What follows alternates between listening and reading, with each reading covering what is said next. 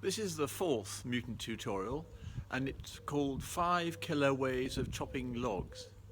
You might wonder why anyone would bother with chopping logs these days, because there's nobody using wood fires anymore. But that's not quite true. There's an awful lot that do. And what's more, there's lots of empty chimneys in the country. And so burning logs is actually rather a nice way of warming yourself, and also a good way of using up trees that are growing all over the place. Now, step one, the first killer way, is to cut down the wood. Now, you may be able to get the wood by buying it and so forth like that, but I'm assuming that in this case we'll cut it first and then chop it. Now, the first killer way is to cut the wood, and the best way to start cutting a branch is to undercut it like this, so that it doesn't crack quite so much when it finally falls down.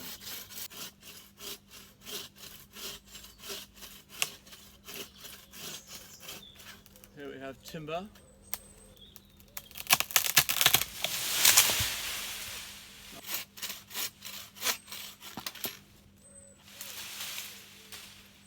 Right, now this is the sample log about to be created.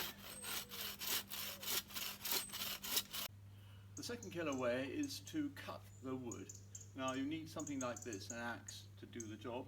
And here is a little log which I created earlier, and here is me chopping it.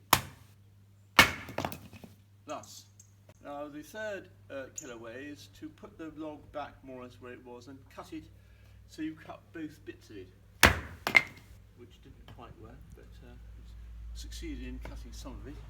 The fourth killer way is to chop up the bits you've already got, which I've prepared earlier in my kitchen, to make into kindling so you can light the fire properly. Now, if you do that kind of thing, it normally produces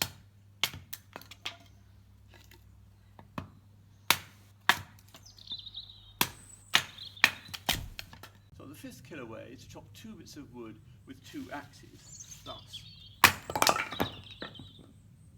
That was more or less the idea. I hope you enjoyed this mutant tutorial on chopping logs, and organise open fires for yourself. It's nothing nicer than coming home to an open fire.